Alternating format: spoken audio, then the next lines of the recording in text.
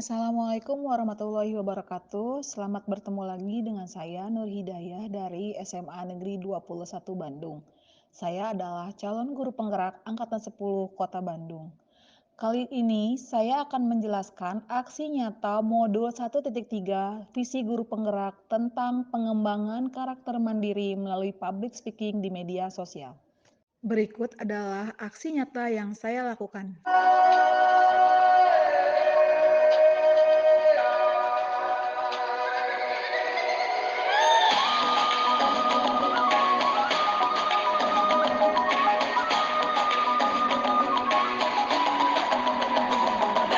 Dan bukalah matamu, saatnya meraih mimpimu. Arahkan pandangan ke depan, Tuhan kan menuntunmu. Sadarilah masa berganti, tantangan kan kita hadapi. Bergandeng tangan untuk negeri, era kita menanti berseri. Kita pelajar Pancasila, kita bernafaskan sila-silanya.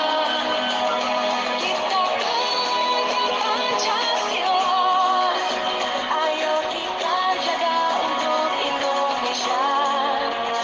Bersatu dalam perbedaan, berpegang tangan dan berlari. Singkirkan egomu, oh kawan, demi negeri ini. Jadilah generasi emas, cerdas berkarakter itu kita.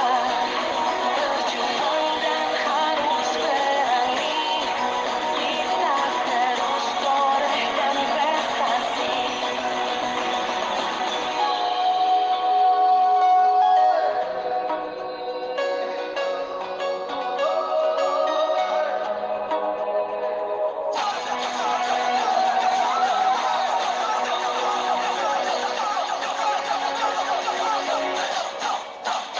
Kita pelajar Pancasila, kita bernafaskan sila-silanya. Kita pelajar Pancasila, ayo kita jaga untuk Indonesia. Kita pelajar Pancasila, kita bernafaskan sila-silanya.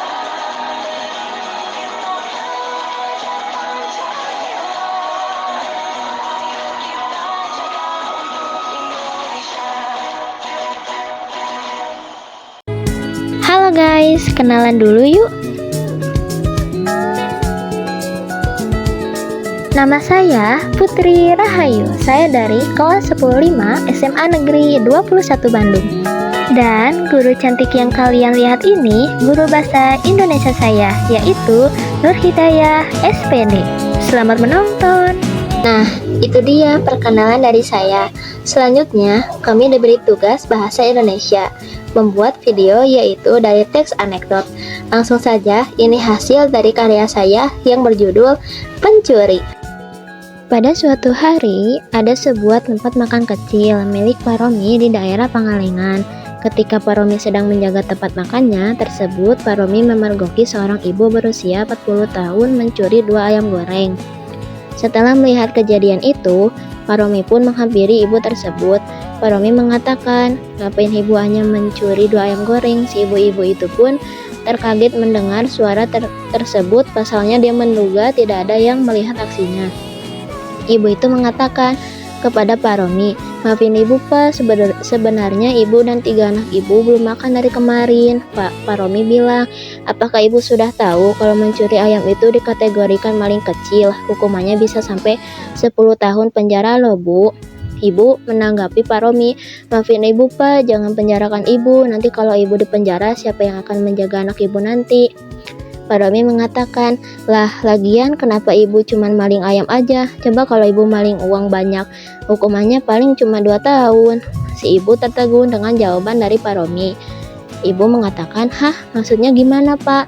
Pak Romi mengatakan kepada ibu tersebut, banyak orang di luar sana yang ditangkap mereka kelaparan karena hampir mati. Sedangkan mereka yang tidak punya hati seenaknya saja mencuri uang rakyat dengan senang hati. Si ibu tertegun mendengar perkataan dari Pak Romi. Kemudian, Pak Romi memberikan 1 bungkus nasi dengan ayam dan sayur-sayuran yang telah dimasak kepada sang ibu setelah membuatnya berjanji untuk tidak mencuri lagi lain kali. Setelah itu, ada struktur kebahasan dari teks anekdot yang telah saya buat. Jadi yang pertama ini ada abstrak ya, jadi menggambarkan tentang teks tersebut yang secara umum atau menunjukkan hal unik yang akan ada di dalam teks. Yang kedua ini ada orientasi awal kejadian pada cerita atau juga bagian yang menjelaskan latar belakang mengapa dan bagian bagaimana suatu peristiwa dalam cerita dapat terjadi. Bagian ketiga ini ada krisis, bagian yang menjelaskan mengenai masalah utama dari suatu teks anekdot. Yang keempat ada reaksi, tanggapan atau respon atas krisis yang dinyatakan sebelumnya. Yang terakhir, yang kelima ada koda, penutup atau simpulan tentang kejadian yang dialami penulis atau orang yang ditulis. Selanjutnya, ada kaidah kebahasan teks anekdot yang telah saya buat.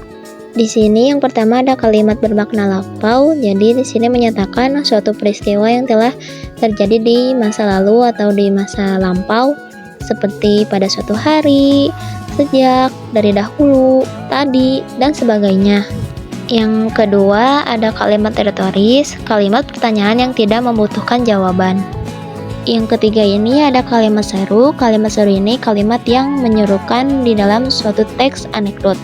Sebetulnya ada teks kalimat perintah, tetapi teks anekdot yang saya buat tidak ada kalimat perintahnya, jadi saya tidak memasukkan ke sini. Di dalam teks anekdot saya ada kalimat konjungsi, yaitu seperti setelah, ketika, kemudian, sebenarnya. Lalu di sini ada kata kerja mental yang di dalam teks anekdot saya, yaitu yang pertama ada melihat, kedua mereka, yang ketiga menduga. Lalu yang terakhir ada kata kerja material atau verbal yang di dalam teks anekdot saya. Yang pertama ada menanggapi, yang kedua mengatakan, yang ketiga memergoki, yang keempat memberikan.